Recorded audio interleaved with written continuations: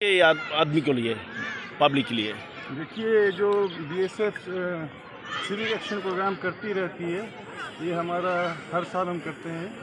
ये इस पे बीएसएफ का कम्युनिटी इंटरफेस, यानी जो आम जन है उनके साथ हमारा जो है मित्रता और सौहार्दपूर्ण व्यवहार वातावरण है, इसके लिए हम जो हर साल सिविक एक्शन प्रोग्राम का आयोजन करते रहते हैं। इस बार जो हम कर रहे हैं, इसमें हमने स्पोर्ट्स एक्टिविटी पे ज़्यादा जोर दिया है, खेलों का आयोजन, और उसके साथ जो स्पोर्ट्स का जो किट वगैरह है, क्रिकेट किट, वॉलीबॉल किट, ये हम डिस्ट्रीब्यूट करेंगे।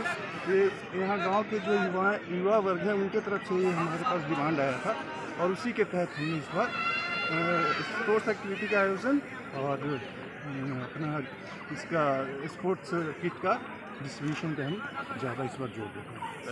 আমাদের মানে পাশাপাশি বিএসএফ আছে, তারা আমাদেরকে নিয়ে একটা ফুটবল প্রতিযোগিতা আয়োজন করেছে, দর্শকদেরকে মনোরঞ্জন দেওয়ার জন্য। এটা আমরা অনেক খুশি। কোন কোন টিমের সাথে খেলা আজকে? ছোট রাজারবাড়ি এবং আমাদের গাদুপদা যুব সংঘ। কতটা আশাবাদী?